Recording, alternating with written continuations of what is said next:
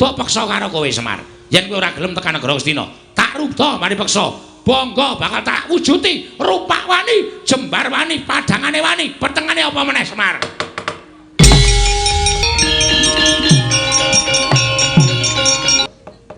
Aku wis krasa aku. Kerawan anak-anak Pandhawa ki karang kadempel ayem, tentrem anyes. Arep 39 derajat. Ning kanane dadi ayem, dadi sejuk. Kaya ana Esa. Asih kok. Anggepe rumangsane apa?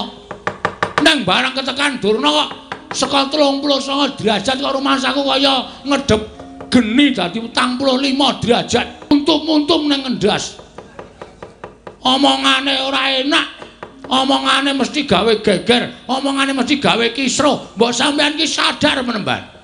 Sampean ki pendhita lho. Sampean ki wis gelem nganggo serban, nganggo kethu putih. Kuwi sing suci aja mung sandangamu putih tok, ning atimu ya suci ya. Atimu ya resik kok. Nek sandangamu kaya ngono kuwi tak sebutake kowe pendhita ndok bosok. Kula tak nyuwun prisa Bapak niku ngimpi napa? Impenku iki klebu impen sing ana maknane. Impen kok wonten maknanipun. Gareng tuwa dhewe ora tau sinau. Sing jeneng impen ki titiyani gandayani puspa tajem utawa kacitra kasudarsana kadara dasih. Kuwi saben wong wis padha ngerti. Impen titiyani utawa kacitra kuwi wancine jam 09.00 nganti tekan jam 12 bengi. Kuwi ora wong ngimpi ning wong ketonto. Upamane kaya wong sing duwe pepinginan ning durung iso kelakon nganti kegawa ketonto jroning turu. Kuwi jenenge impen titiyani. Oh. Kaya ngono kuwi kaya terus sajake. Titiyani iki ketonto gong. Wah. Mulane aku tau turu digrujuk banyu bojoku. Mergane aku nyebut jeneng Sumini. Merga aku seneng rodeke ra kelakon nek terus dadi kegawa ngimpi. Ha ya kuwi. Kuwi jenenge titiyani ya, Pak? Titiyani. Pepinginan sing ora kelakon ki biasane sok kegawa. Ngono? Heeh tenan ya. Tau siji digrujuk banyu, loro ditapuk sandal cangkemku. Ha iya. Aku kedaran karo sinden jenenge Orisa. Saiki wis ora meteng Tra. Ana wonge. Ya wis ben. Kuwi titiyane. Lah gandayane iki impen jam 12 nganti jam 2. Kuwi impene wong turu tegese wong turu ki nek ora ngimpi jam 12 tekani jam 2. Kuwi tegese wong mau wis nglakoni mati suri. Lho iki lho ngelmu cethek ning jero. Ha iya, ayo dikedhok. Mati suri, Pak, mati suri. Lah, impen sing eneng maknane kuwi jam 2 nganti tekan jam 4 utawa gagat bangun esuk. Ujaring piyai Jawa, ujaring piyai sepuh. Wong sing seneng olah sasmita impen sing kaya ngono kuwi eneng maknane. Ning maknane kosok balen. Maknane kosok balen akeh sing ngandhake nek ngimpi omahe kobong kuwi bakal entuk rejeki sing akeh. Nek ngimpi omahe woh ketekan wong akeh kuwi mesti bakale upama percaya mesti bakal nandhang dugita. Luwe-luwe wong mimpi dadi manten. Jarene lho, kuwi cepak patine. Wong ngimpi ngitung dhuwit kuwi bakale lara utawa kenggonan penyakit.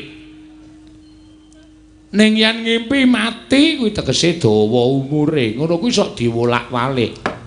Lah bapak ngimpi napa? Bapak ngimpi napa kula tak takon. Bapak ngimpi dadi manten to, Pak? Ha ta? Ayo ngaku wae. Mula saiki nglumpuke anak-anak iki cepat-cepat bapak arep ngekeki warisan. Gong wak jejeli tangan cangkemmu lho. Tak sokon. Iki mesti ngeyel kowe iki ora. Karo bapak kok le mentolomen muni ngono lho kowe. Mimpi apa ya, Pak? Aku ki ngimpi kok ora kenyono-nyono. Lah kok aku kerawuhan widodari. Ah, kena rabi meneh kowe. Kusike Togong kusike. Heeh, kowe mesti seneng karo widodari. Bapakku seneng karo widodari iki, bapak iki nuwun sewu. Yuswane wis semono. Gek widodari iki ayu-ayu kok.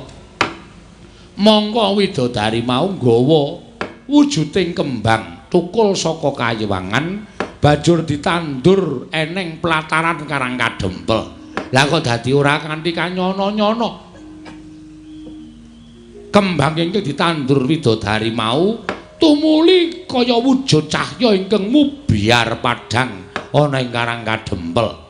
Nganti dadi hujating kang padha weruh wekasan akeh para nalindra kang padha tekan Karang Kadempel klebu ndara-ndaramu Pandhawa ya kepengin ngempek marang kamukten cahya ingkang tukul saka kembang ingkang tinancepake ning pelataraning padusunan Karang Kadempel.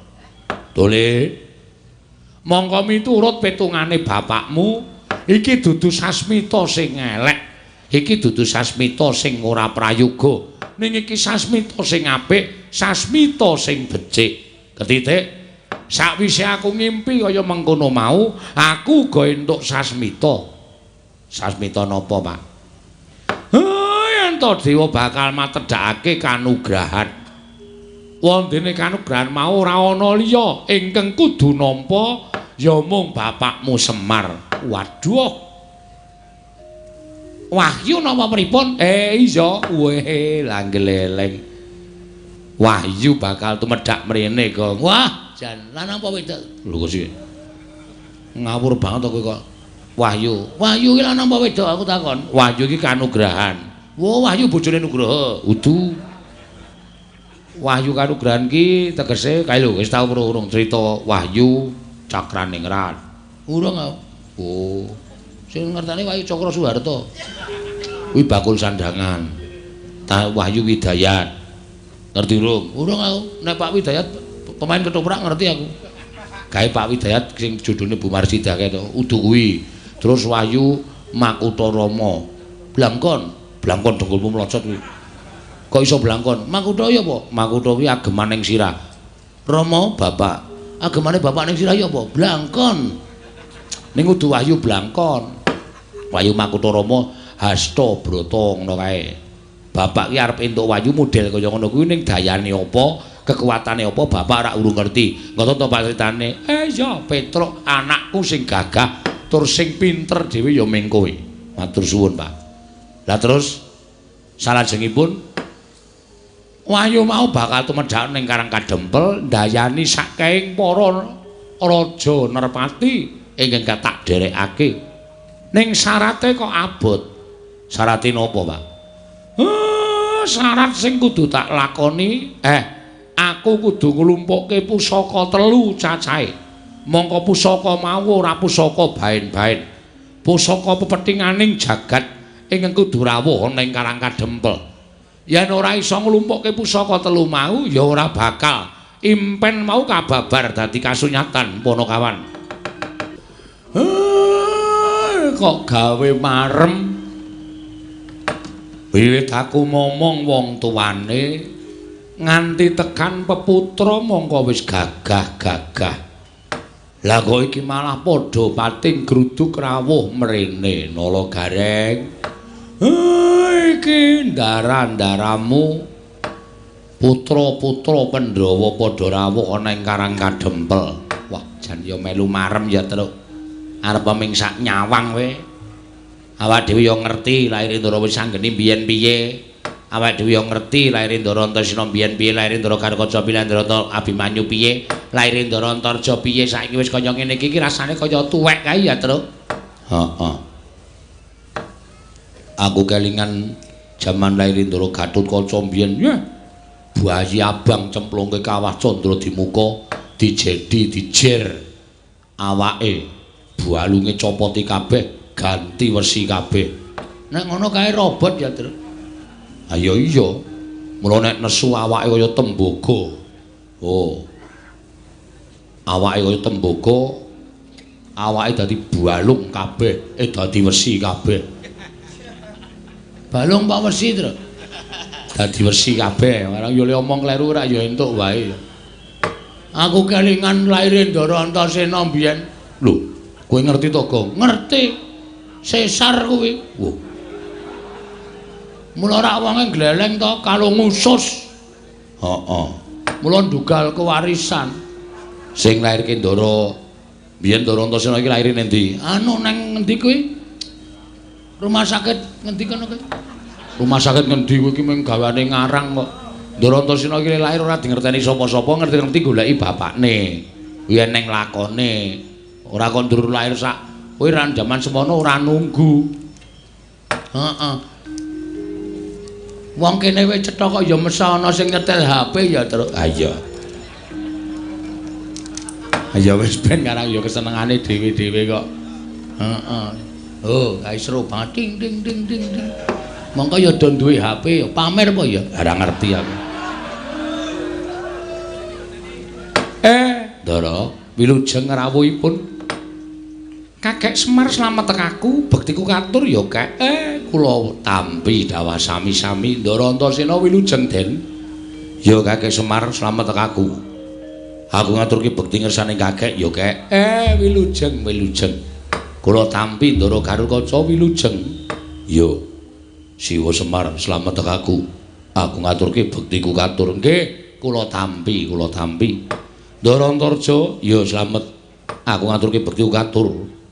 Siwa Semar, nggih kula tampi. Ndara Abimanyu, iya. Siwa Nayantaka slamet tekaku, aku ngaturke bekti. Siwa, nggih kula tampi. Ndara Wisanggeni bekti kula, Den. Iya nala garing tak tampa pangestuku tampanana. Ndara Antasena bekti kula katur, ya nala garing tak tampa pangestuku tampanana. Ndara Garukaca, Ndara Antarja bekti kula katur, ya nala garing tak tampa, ya nala garing tak tampa. Ndara Abimanyu bekti kula nggih, Den. Ya nala garing tak tampa. Ndara Wisanggeni bekti kula, Ndara Antasena bekti kula, Petruk tak tampa, Petruk tak tampa. Ndara Garukaca, Ndara Antarja bekti kula, ya Petruk tak tampa, ya Petruk tak tampa. Ndara Abimanyu bekti kula nggih, Den. Ya Petruk tak tampa pangestuku tampanana. Ya Gong gentenan. Ndara Wisanggeni, Ndara Antasena, Ndara Garukaca, Ndara Antarja, Ndara Abimanyu nglantaraken bekti kula kunjuk. Kok dirotone ngentekake wektu. Meng ngaturke pambagya setengah jam dhewe. Iya, Bagong tak tampa pangestuku tampanana. Ya Bagong tak tampa pangestuku tampanana. Ya Bagong tak tampa pangestuku tampanana. Ya Bagong tak tampa pangestuku tampanana. Ya Bagong pangestuku tampanana. Ngandel ora ming pangestu ta? Ora ana sing kecret sithik-sithik. Bagong sapa-sapa dijaluki, sapa-sapa ditembungi ora. Wong kaya kebangetan ora. Nun sewu. Lah kok janur gunung kadingaren. Rawuhipun Ndara-ndara kula lancur-lancur Pandhawa menika keparengipun Kakek Semar. Blaka Suta wae satemene ingkang nganti lawan kadang-kadangku kuwi aku. Sampean? Iya. Lah sebabe Kakang Antasena nalika semono tak kanthi saka Ngrandu Gombala, Kakang Garukaca tak jujul ning Pringgondani. Kakang Antarja tak jujul marang Jangkar Bumi apa dene Kakang Abimanyu ya tak pethuk marang Tanjung Anom. Mangke riyen sampeyan kok nglumpukke anak-anak Pandhawa rawuh mriki niku wigatosipun mung bakal padha tak kandhani mitra sasmita ingkang tak tampa, Kek. Aku kuwi ngimpi. Lah kok impenku mau banget gawe bombong ati ning Wisanggeni. Aku weruh Kakek Semar kuwi mangku Sang Hyang Candra gumebyar cahyaning Kakek Nayantaka. Wekasan sapa ingkang cedhak lawan Kakek Semar? Kaperbawan marang dayaning sunar ingkang metu saka angganing Kakek Semar. Wekasan dadi ayem, tuwin dadi tentrem. Atine ingkang padha nampa sarta antuk sunar ingkang metu saka raganing Kakek Nayantaka. Saka petunganing Wisanggeni, Kakek Semar bakal nampa kanugrahaning Wang Mahanasa. Mula entuk ora entuk sawaning para putra iki bakal ngempek kamukten ingkang bakal tinampa dening kakekne Semar. Mula banjur aku nganti kelawan kadang-kadangku kabeh ingkang wigati aja nganti keri. Upama Kakek Semar pancen bakal nampa kanugrahan kabejan sarta dayaning kanugrahan mau aja mbok agem dhewe, nanging paringna marang para putra Pandhawa dimen padha melu ngempek kamukten kanugrahan ingkang bakal tinampa dening kakekne Semar. Cah cilik kok pintere ra jamak-jamak. Aku ki duwe anak cilik wae petuke ra jamak-jamak. Sapa, Pak? Ah, ya kowe kuwi. Ndara Wisanggeni iki arep etungen to. Semene iki nom dhewe. Ning kok pintere ora jamak-jamak, ngendikane teteh, ngendikane titis, tur dasare bener karo apa sing tak gagas, bener karo apa sing tak karepake. Nggih, kula nampa. Matur banget panutan pepindhan ya, Kek, sami-sami. Ning kanugrahan iki mboten ajeng isa kula gayuh. Merga syarate angel. Lho, syarate apa? Syarate kula kudu iso nglumpukke pusakaning jagat telu cacahe. Pusakaning jagat telu cacahe kuwi apa wae, Kek? 1 Pustaka Jamus Myang Jimat Lima Sada, angka 2 Sekar Wijaya Kesuma, angka 3 inggih menika pusaka aran Kyai Nenggala. Monggo niku angel digayuh. Niku pusakaning para priyayi, niku pusakaning para luhur. Nek kula kongkonan anak-anak kula niku mung semaguh tanpa bukti, kakehan gunem tanpa guna. Gelem mangkat, gelem makarya ning perkara kasembadan lan orane ora iso dijagake. Mula gandeng nek sampeyan kepengin ngempek kamukten utawa wahyu ingkang bakal tumedhak wonten ing Karang Kadempel, ya kudu wani mbudidaya. Kudu wani banting raga meres kinget. Mengkono, Kek. Nggih. Ya yen pancen kaya mengkono ora usah kuwatir. Aku mengko sing bakal gayuh pusaka telu tak boyo marang Karang Kadempel. Ampun sembrono lho. Ampun gampang ngucap. Ngoten. Ucap niku dicundhukke karo kekuatan. Ucap niku dicundhukke karo kepinteran. Ucap niku dicundhukke karo kekuwataning raga lan jiwa. Merga sakniki akeh wong sing kakehan ucap ning ora dicundhukke karo kekuwatane. Wekasan ana tetembungan kokean gluduk kurang udan. Tom kosong. Allah. Apa kok? Tom kosong. Tong kosong. Tong kosong berbunyi nyaring ngene ya, Tru. Ah iya nek cara basa Indonesia ngono kuwi. Omongan akeh ning ora ana nyatane. Kene iki engko tak ngenekke ngene mbel. Ora ana nyatane, ora ana. Lah niku nek sampeyan sago ya sago tenan, ning nuwun sewu nek ming kandhek wonten ing lair, mboten sah mawon mengke ndak malah kribet-kribeti. Kek. Aku karo Kakang Antasena ing bakal budal marang negara Ndarawati ing wigati nyuwun ngambil Sekar Wijaya Kesuma. Nek ingkang wa mboten pikantuk, aku nggawa Kakang Antasena nek perlu takon ngamuk ning negara Ndarawati. Lah niku jenenge jilih ning nganggo kekerasan kaya ngenten niku. Niku mboten prayoga. Nek iso ya dirembuk sarana becik. Tak budidaya ngrembuk sarana becik. Aku ingkang sagu ning Ndarawati. Lah terus aku ingkang sagu marang negara Ngamarta. Nyuwun ngampil Dharma Kusuma supaya pusaka tak boyong marang Karang Kadempel bareng karo adhiku Abimanyu. Matur nuwun. Lah sing teng Mandura nek pancen aku dipercaya aku tak budal ning Mandura. Siwa Semar, aja kuwatir. Aku bakal nyuwun ngampil senjata Nenggala. Ndara Wisanggeni kali Ndara Antasena, Ndara Garkaca kali Ndara Abimanyu. Lah sampean kok ora duwe jodoh? Iya pancen aku mung ijin. Nek kira-kira tak wenehi kanca purun mboten. Nek pancen diparengake aku gelem. Bagong kowe melu Ndara Antarja. Aku etoke arep masuk angin ya Pak iki. Wong mau cangkeme le omong bantere ora jamak. Waras apik kok bareng entuk gawean kok masuk angin. Wong masuk angin ki ra iso ditebak. Ketoke mau waras ngerti-ngerti terus meriang terus kerokan ya pirang-pirang kowe iki ora terus ngalahke aku ngono kuwi. Siji wong masuk angin, loro wong mati ora iso ditebak. Ana sing lagi tenguk-tenguk kepengin kedulungan wayu mejang. Ngerti-ngerti modar. Ndasmu kuwi. Kowe nyemoni bapak kowe senengane ora. Mangkel aku. Wong aku ki masuk angin tenan kok mbok delok iki didemek. Terus iki bathuk iki. Oh iya panas ngono kok. Heeh. Nek kira-kira madang waras ora, Gong? Anu kuwi waras. Madang kok njur waras ora. Tergantung lawuhe. Oh. Nek ming tempe ya suwe 3 dina le waras. Nek sate kambing ya karo tengah jam wis waras. Lah apa? Sate kambing. Oh iya. Lah tukoke aja kuwatir nek tensine munggah aku ora tanggung jawab lho. Aku ora tau ndek tensi ya, Tru. Oh. Uteke ora panas. Ora bakal panas wong ora ndek utek aku. Ha iya. Kula suwun nek pancen pun saguh, nggih saguh mawon. Lan kula ngaturaken panuwun ingkang tanpa pepindhan.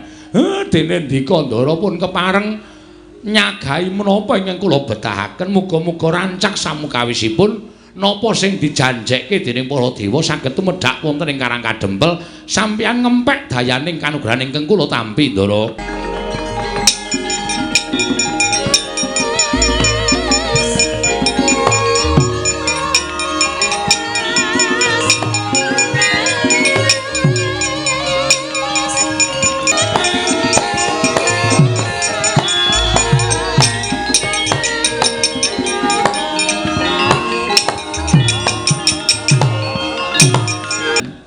Kandhak mleguduk swalo gembol Semarante.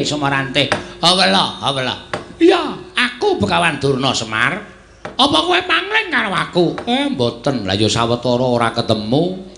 Sing jeneng mripat tuwa niku ora kudu gagap-gagap to Premban. Loh, ya wis ora jeneng mokal wong dasare umurmu karo umurku ya wis tuwa tenan.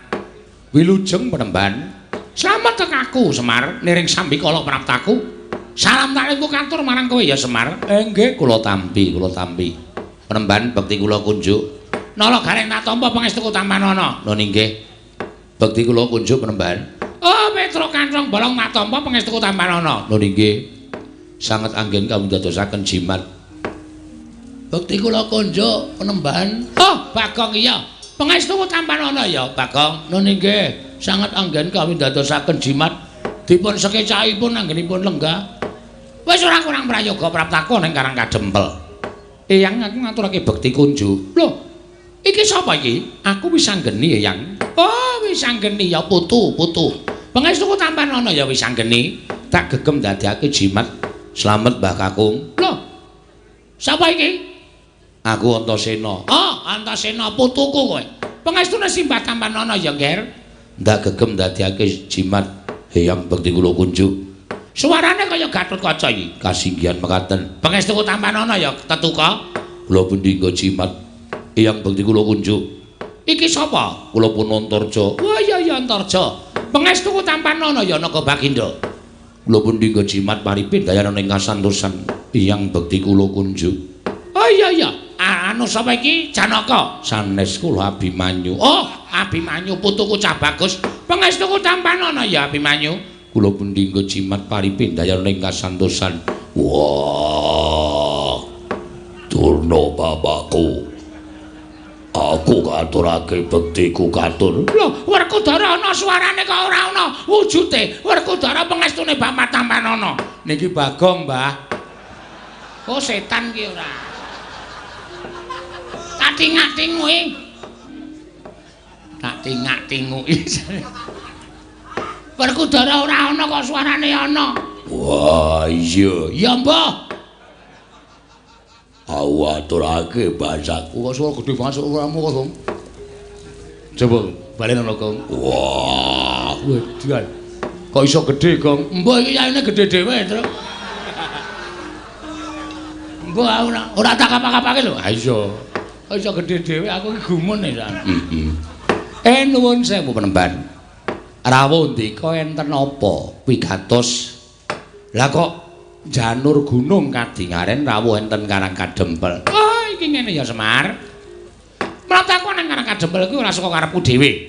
Nanging pancen aku diutus dening anak Prabu Duryudana supaya aku sowan ning Karang Kadempel ingkang wigati kowe tak kandhani. Kowe tak kandhani ya Semar. Kaget penggalihku duk nalika semana aku tinimbalan dening anak Prabu Ngastina. Lan aku diparingi dawuh yen to anak Prabu Ngastina nampa sasmitaning dewa, yen to jagat iki bakal ketiban kanugrahan. Wondene apa ta wujuding kanugrahan mau? Ora dingendikake dening dewa ingkang paring sasmita kalawan anak Prabu Duryudana.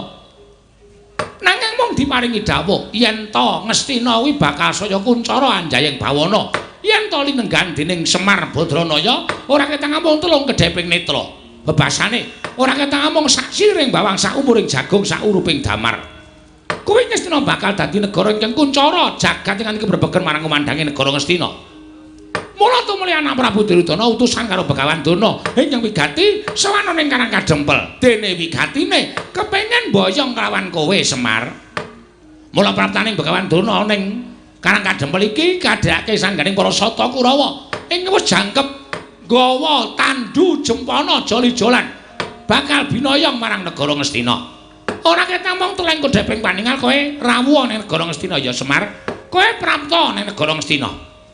Monggo anak Prabu Duryudana wis paring dawuh karo aku, Bapak Durna, menawi Semar kersa rawuh wonten ing negari Ngastina, nyuwun menapa dipun paringi.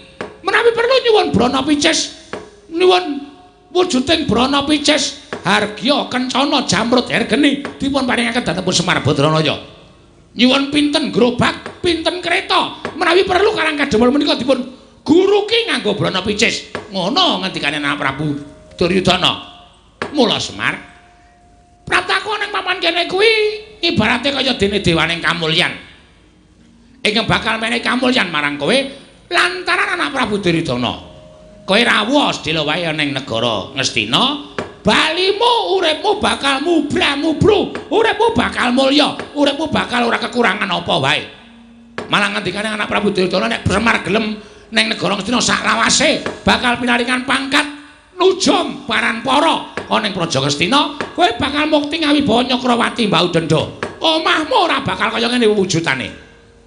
Oh, Semar, kowe iki mesakake temen kok. Uripmu sarwa ngrekasa.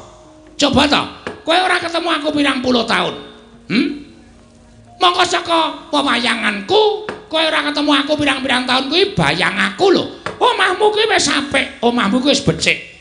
Ning kok panggah kaya ngene coba. Pendopo nek le pendopo, ning payone ana gendheng, ana seng, ana plastik. Apa kaya ngono kuwi wangun pendopo? Tur ing atase kowe iki abdi ning para Pandhawa, lah kok iki ra lincak biyen kae ora ganti-ganti. Nganti dilemeki triplek barang.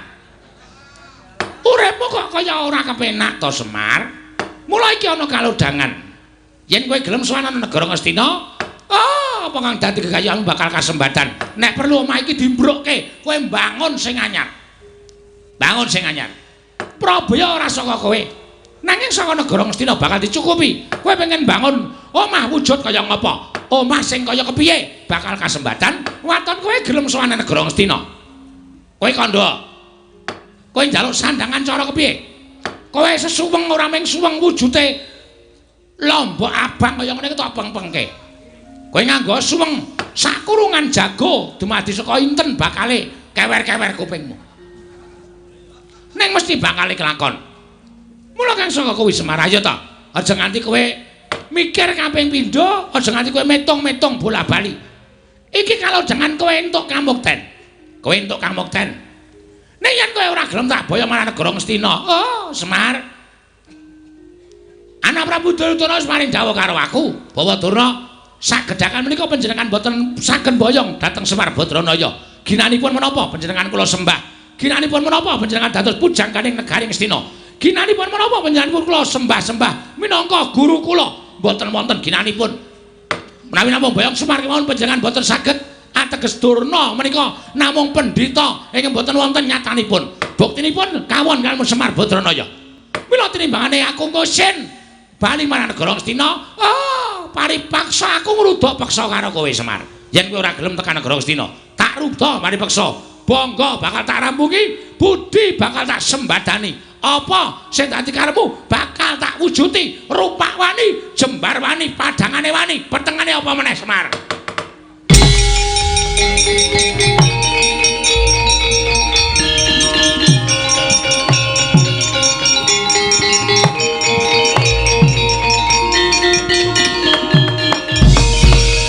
Gong. Mlebu omah kok cucul jarik. Katokan training ngono maksude piye?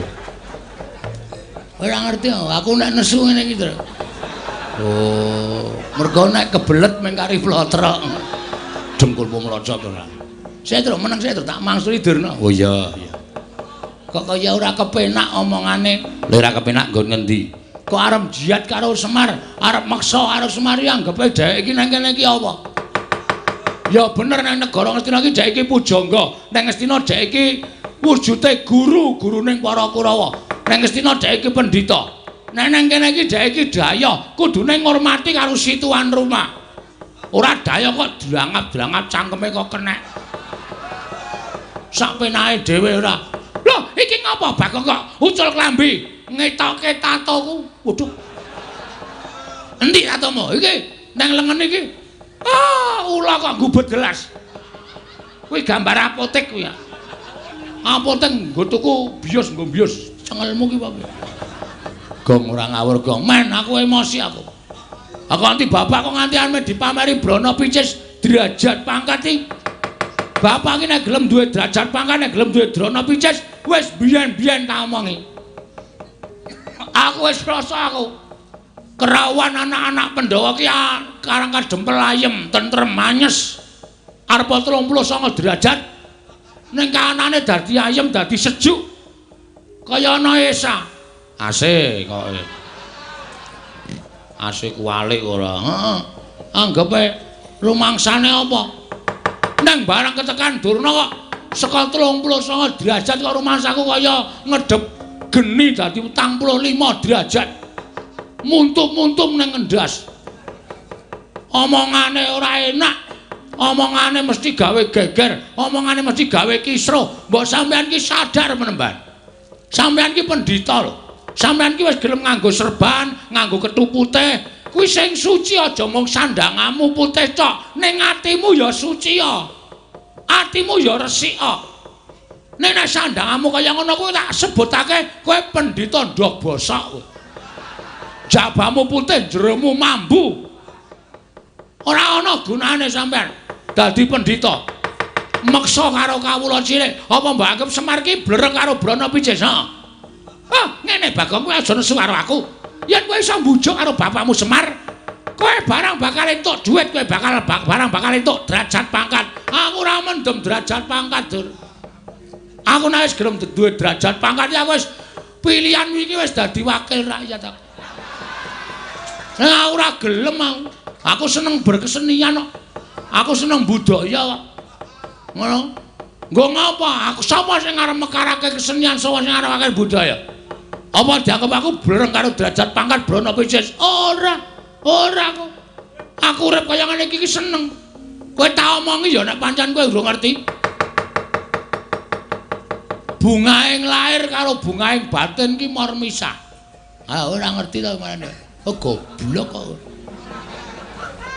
Wong ki nek ngrasake bungaing batin, kuwi mesti ngrasake bungaing lair. Ning nek wong ngrasake sing diutamake bungaing lair, bungaing batin durung iso kejangkau.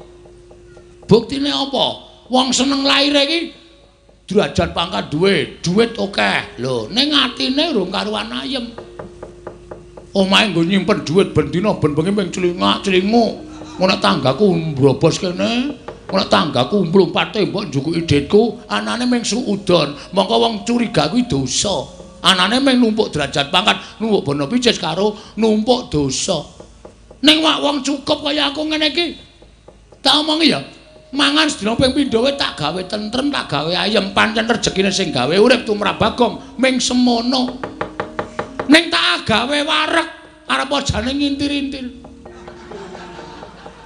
Ning sing penting atiku seneng anakku iso mangan, bojoku iso mangan. Ora nyimpen brana picis kokean sak madya. Ora curiga karo kiwa tengene, ora keweden nek dibobol, ora keweden nek dicolong. Ayem atine. Ngono. Apa mbok anggap urip nang alam padang ki sing utama ki ming bondo donya. Ya ngono wae piye? Sabar kok, sabar kok. Watuk ya aku ya ora apa-apa, ora apa-apa. Tangane, mah. Tangan berita nggo idu ora. Padahal ora kowe. Lah nek sagedakan iki arep mboyong karo Semar dengan cara memaksa. Itu Anda sudah melanggar hak asasi manusia. Anda sudah melanggar kemerdekaan setiap insan. Wah, edian. Bagong ngomongane apik tenan ya. Aku S8 e. Oh. S ki mung tekan 3, S3. Aku S8 kok. Apa kuwi? Sinten sumerep silit tapi lagi susah wis. Pak Toto ndasmu lho kok. Kuwi mung ngomongane cah cilik kok nggo dagelan ora. Kula kelas kali kula keling. Kacuk kula keling-keling. Heeh. Hah? Aku arep mengimbangkan iki karo Brana Picis nang kene salah nggon kowe. Nek kene arep pamer Brana Picis boyong karo Semar, anake Ragil sing ora trima. Lho, ning ngono kowe wani karo Begawan Durna. Wah, lah ora tau ndelok wayang kok. Nek ndi-ndi Bagong ora wedi karo sapa-sapa. Bagong karo Durna ya wani, karo Sengkuni ya wani, karo Duryudana ya wani, karo Pandhawa kala mangsa aku ki wani. Ora mung ngenteni lek ku crita, tuna aku. Apik kuwi gayeng, dewae murat marit tak sikat kabeh. Aku mung Durna. Apa itu? Kecil macam mana? Oh sampean pamer nang kene nggawa Sata Kurawa. Ha keroyokan. Keroyokan. Sampeyan iso nyenggol Semar, boyong Semar tok peksa nang ngendi jenenge negara Ngastina. Nek gumlundung sirahe Bagong. Lho, ora lho iki serius. Yen ngono kowe wani karo Begawan Durna, sing tak wedeni apamu? Dudu nang kene papane wong neter katiten. Ayo metu jaba. Piye? Metu jaba. Wis ijab kok metu njaba. Rugi. Oh, wis muhrim kok. Anggo ngapa dedet gong tantil dasmu lho kowe. Cangkem elek ora. Oh, mbok yo sing apik ngono. Iki ngapa sing ngajari ya kowe ya. Bahane iki kan sing ngajari kowe. Nek ora ditokke sanggon-gon ora. Lah kuwi malah kurang ajar kuwi. Ditokke sanggon-gon kuwi. Ora yo ngregeti ta. Oh, ora. Ayo, metu Jawa, tutut. Lakon matandang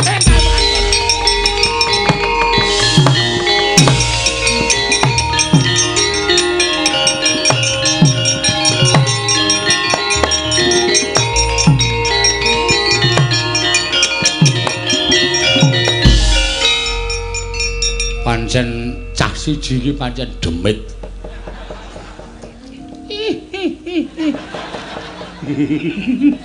Aku kira ndelok polahe Bagong iso guyu dhewe dunekke demit ya.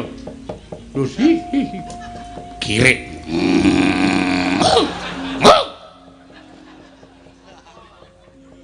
Ngapa ya, Pak? Kowe iki tak omongi to. Ha piye? Maksudmu kene mau piye?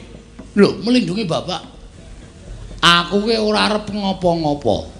Nek iso ana rembug dirembug, ana perkara dirembug sarana bedamen. Lah kok mesti kowe iki gawe geger, mesti gawe rame. Iki nek kowe kaya ngono kuwi tak ngibarate jagung bakarane. Agene ana jagung mbok ditokke, Mir. Ora, kok cah goblok ora. Jagung bakarane iki apa kuwi paribahasa, tanggung perkarane, ngono lho. Kowe iki sing gawe perkara, kowe kudu nanggung perkarane. Maksudnya aku mungsuh Durna apa piye? Kowe sing gawe perkara ya kudu wani nanggung. Oke. Mung Durna kok pancen aku niat kepengin olahraga asine. Nandingi Kurawa.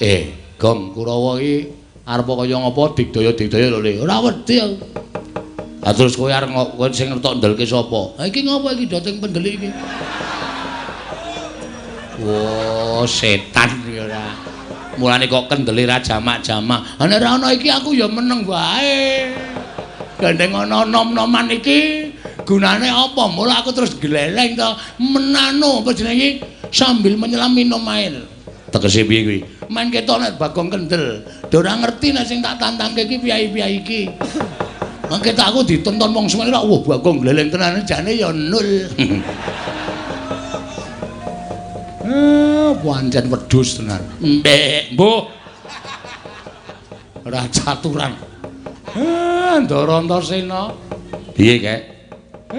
Niki anak kula Bagong batur sampeyan wis goleke gawean. Nyuwun ngapunten nggih, Den. Ora apa-apa. Gong, nun. Kowe wis tuwa, leren ngaso. Kula tak tandangane. Wah, krungu ta kowe. Niki nom-noman sing tanggapi ngene iki. Bagong kowe rasa melu-melu Kurawa tak tandangane. Ndara Gatot kaca pancen jos. Bagong rasa melu tak tandangane Bagong. Wah, Antarja nyos. Mengko kowe lingguhan karo aku, Bagong.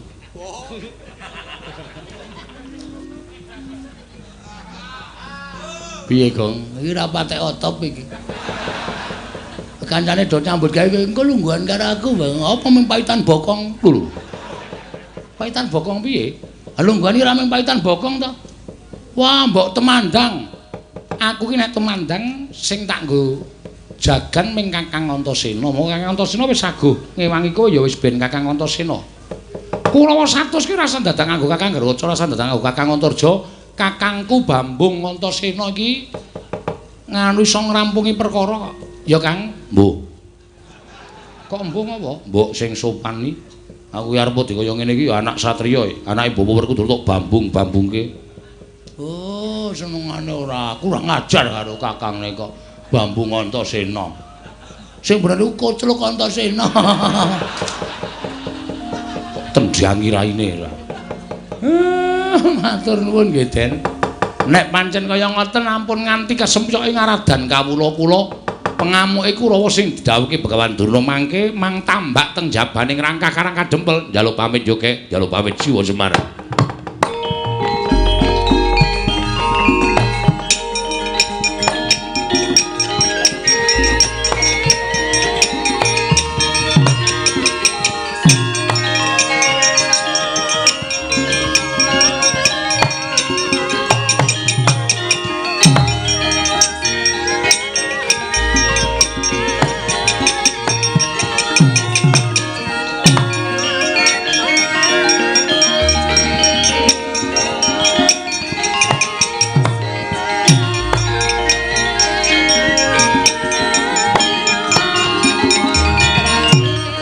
Njur jedul kono. Wan mburi omahe. Oh. Diwan mburi omah. Simbok lagi adus. Mongko lawange ra ditutup mar, mbok kamar mandine iki dikai lawang. Mbokmu adus no. Aku liwat dikira kowe. Diceluk, Pak. Kowe ya mara. Diceluk. Pancen setan lan Bagong ora. Untung wis nganggo anduk. Nganggo anduk kok suwek ayo. Ya wis ben. Kakek. Pripun Ndara? Sinambi ngenteni rampunge pakaryaning Kakang Antasena Kakang Garwaca lan Kakang Antarja. Ayo padha bawa rasa jroning Karang Kadempel karo Kakang Abimanyu. Nggih, menika langkung prayogi. Mangke nek pun rampung tentrem, Kurawa pun mundur. Pakaryane didum meninggal. Bisa dadi srana tumedhaing kanugrahan. Iya, Kakek Semar. Petro nun. Karawitan Karang Kadempel wis samapta ing gati sawiga ing diri. Wolah. Karawitan kula niku saking Karang Kadempel niku wiwit saniki wis padha tertib-tertib, Pak. Ming keselan anggotane Bagong siji seragame beda dhewe. Kleru Tro, aku wis meneng ket mau ora omong. Mesa tok sebut ora. Ya ora apa-apa, Gong. Tak ngapura nek kowe engko ndak malah entekan gedhe. Saya pucet. Ming kleru seragame wis terus tipes. Karang aku mikir jero Ayo mergane karang apa-apa iso njukuke sok bojone. Pengumumane iki saka kowe marak ngandhake seragam merah. Lah merah ki ana loro ora dijelaske sok merah marun atau merah marni. Lho. Merah marun karo merah marni. Ayo kuwi sing merah nyeter apa merah marun ben kanca-kanca ki cetha. Ya mung tak pujake ya sok nek do kleru ikete. Aku mung memuji ngersane Gusti muga-muga aja ikete sing kleru. Apane ndase?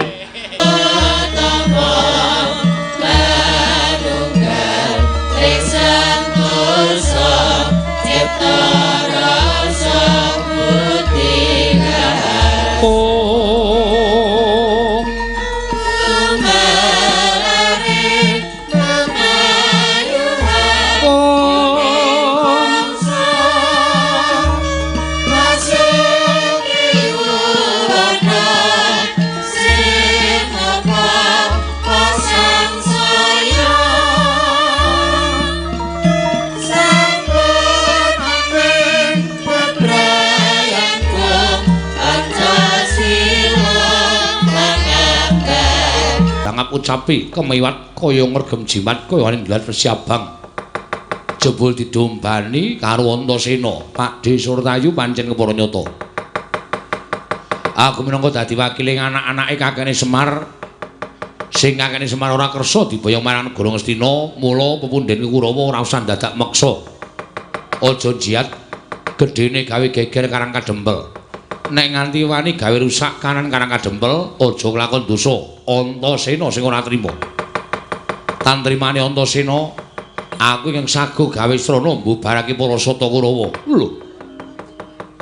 Bayi wingi sore wani nantang karo wong tuwa, apa abamu? Ora iso mboyong Semar. Luwung boyo tak tekati mbesmi marang Karang Kadempel. Luwe-luwe karep mbesmi marang Karang Kadempel. Kawula Karang Kadempel sing ora ngerti kenthang iki muling lakon pojok plereting kahanan. Bakal kasempyoki ngaradan Pakde Surtayu kondur ora. Yen aku ora gelem bali, aja takon dosa aku yang balekake marang Pakde Surtayu. Pecah dadamu, gletho siramu Pakde Surtayu.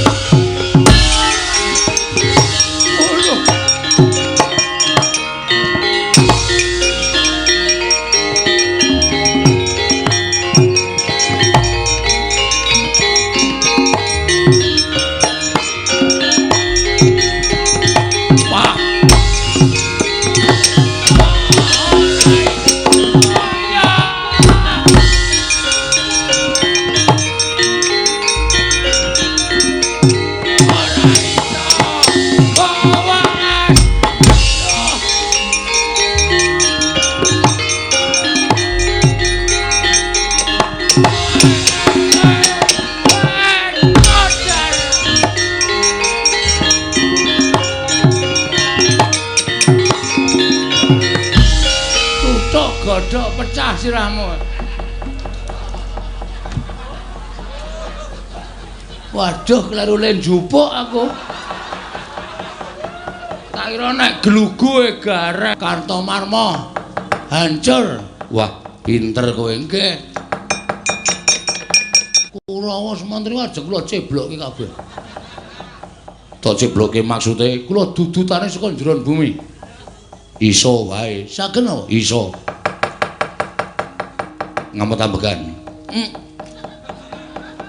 Wis, pun. Meneng wae yo. Nggih. Ngamot ambegan sing tenanan, ngamot ambegan kok omong.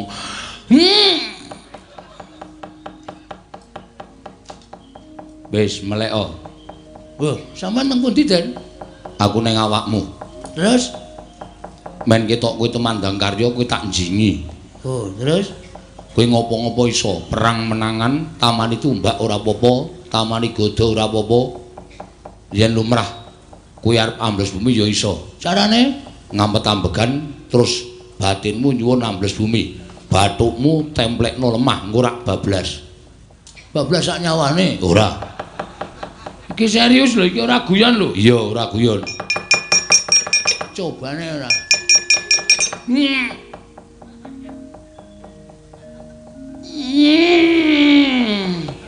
Piye kok ora wani? Engko nek gaman ngapusi kula semenang. Tenanan. Oh, piye? Wah, gleleng iki. Kene ora tak obrak-brek Kurawa ora bakal rampung kan.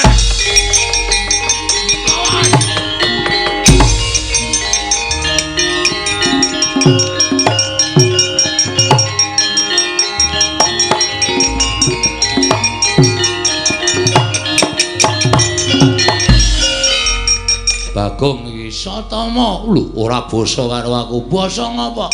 Kowe rene arep gawe geger kok dadak tak basani. Jaluk Semar Badranaya. Bapakmu kok rene. Tendangane ora. Pendhita macam apa kuwi? Pendhita marmeksa karo Semar Badranaya. Ora usah nyumbari karo wong tuaku. Satama Keduga glindhingke sirahmu. Piye? Satama Keduga glindhingke sirahmu. Biyen Bagong wong ora-oranmu. Saiki urung kanuan. Kowe iso ngalahke Bagong, bumi langit tangkep pecah sirahmu. Pangko tayone negane atiku.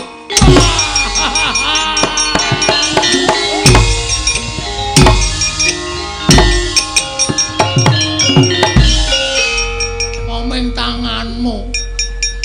Ayo, nya. Wih, Yan. Ora edan iki serius iki. Mudhar kowe, mudhar apa? Ya, leno pangedhamu cacahke Kalanjana. Lho.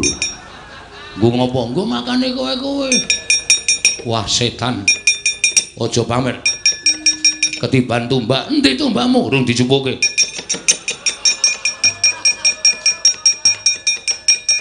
Tiban tumbak jebol dadamu, nganti iso gawe mbledos.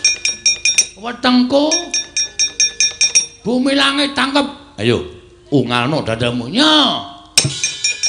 Wih, dan meletik metu genine. Kandhane mula aku ora nggawa rek.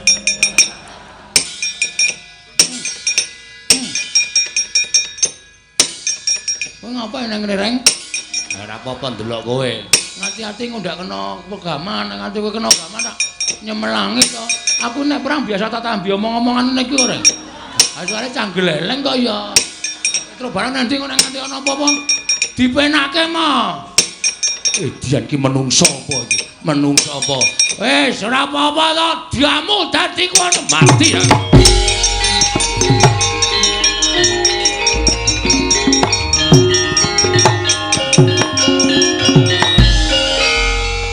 Kok gleleng kowe, Wer? Tumbak ditutukke cengel kok tang tang tang tang. Cah ampo. Ora usah gumun. Butuh tela ora? Oh, butuh tela ngapa? Golekke. Gang! Wedian. Gang! Ora usah wedi, aku ki ora apa-apa. Santai wae to. Tak goleke mayit wedok apa? Mah. Mayit kok wedok. Wah, bocah kok glelenge ra jamak-jamak. Ono apa lho Kareng? Bagong. Bagong apa? Bagong kok iso ambles bumi? ora sanggumun mergo dinjingi karo adiku. Adi sampean Dimas Antasena. Ora setan iki. Mbok kula dinjingi ta? Nggih. Mbok kula dinjingi men ampuh kaya Bagong. Iso wae. Arep kok pamer kaya Bagong. Nggih, ngosak asik Kurawa. Merem. Merem kok malah mlirik. Niki kira ya. Karo wong tuwa kok. Merem, lho merem. Ngambet-ambekan.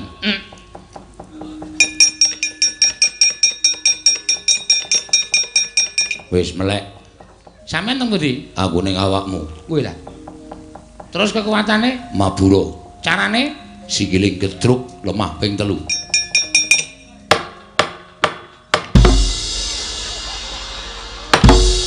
Niki enten kampase mboten niki. Kok banter banget kok nek nabrak apa-apa? Batinmu muni mandeg. Gleleng sae. Wah, sapa kae sing etok? Durma Gati Timbres Dasmu.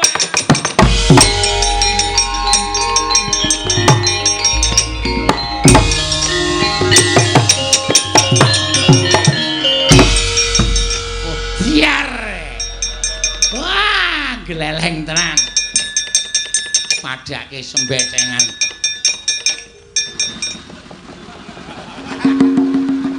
Kok aleman reng. Le tuku gas nendi? Gas matamu ora. Iki lho delok iki lho. Iki aku iso nek meh di atas tanah iki itu bisa lho. Mumpul sithik kok. Wah. Golek kolah ra ono gendenge. Areng apa? Nginjen kaya. Sempatan nih. Weh lah Bagong ngampuh gareng ngampuh.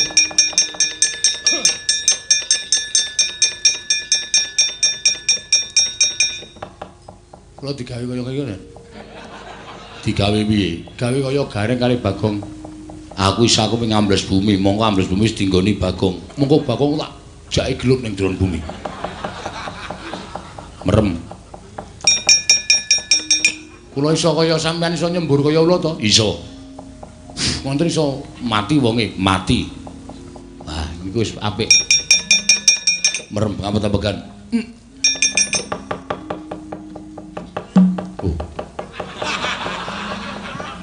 Aja endo. Nek arding slupi aja endo. Lah niku ora tau endo. Kene manane ming pasrah kok endo.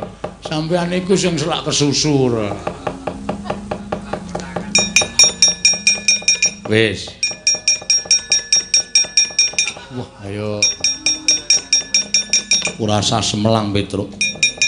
Aku ki putune Dewaning Ula, nggih.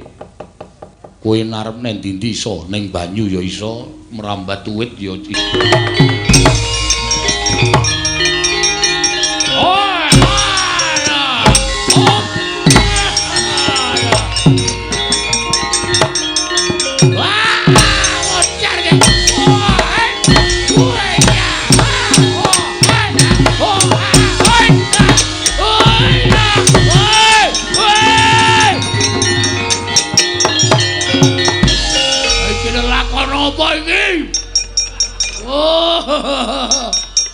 Kapokmu kapan? Semangkean. Ayo Kurawa gelem bubar apa ora? Ora gelem bubar, ajar anak-anak Semar legane. Kon nimbles? Kon nimbles apa piye? Mutiar. Oh, kapokmu kapan kowe? Kowe ngopo ya, Tru? Oh, kowe iki senenge cah kurang ajar. Gong, napa iki kilene nandur iki tenanan. Kok ambles bumi nggawa kantong gandum. Telone wong tok pedhiki tok wadahi iki piye? Engko nek panen nek jebol rak wis ra ono telone to. Kowe engko tak kei to. Wah, aku nek carane ngono kuwi gah aku. Wah, gah Gong. Aja balekke Gong. Wis kowe ra sampe melu. Santai wae to, kowe ra sampe melu. Pokoke butuhe kowe engko tak kei. Jeneng aku ra wani iki. Gong, wis. Wah kandhane kaya do gelut ning bumi sing weruh ya sapa? Wayang kok menganimasi. Waduh, iki piye aku dipendem sak dodo iki. Apamu kapan kowe? Balikke, Gong.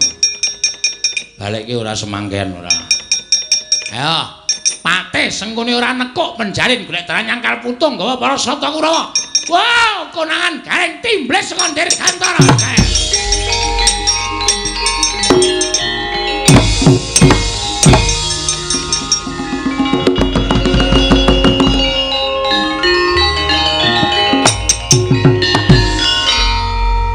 Entek apa ya iki? Kok wis ora gelem banter ya?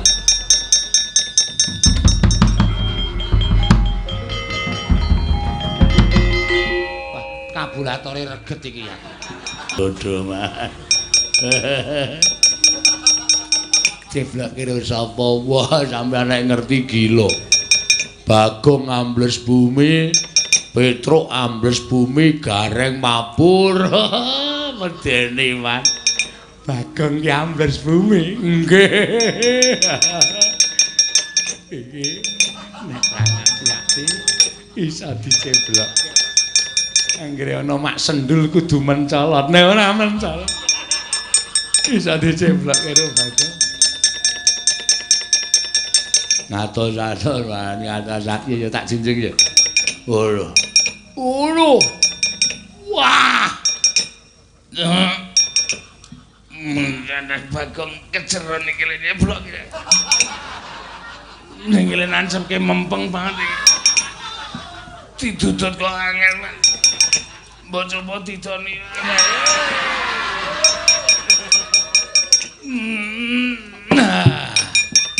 Aduh. Lega aku. Sampeyan ki wong tua to? Ngerti tandur lagi diceblok kok dijeboli. Mbok nek tukul njaluk. Antel mencelak kowe. Sembetengan. Mlayu wae. Selak diceblokke meneh.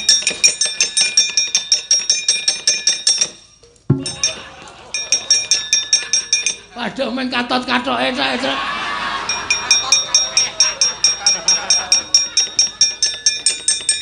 Demet. Gege karepe dhewe. Patih kok katoke ditarik. Untung lobok. Dadi ora sak wonge.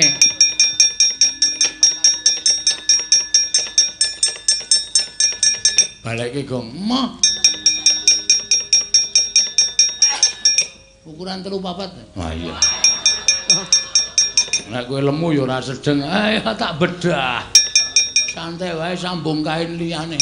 Kardinal. Waduh. Kardinale kok mempenge ra jamak-jamak ora. Wah lho, keterangane katut sak katoke jero. Ha iya. Sengkune iki pate kok katoke jero rendan. Rendan piye? Kaya saringan tahu ae lho. Kosok nyanyi dangdut ya mbah ora ngerti ora. Semengane werna-werna.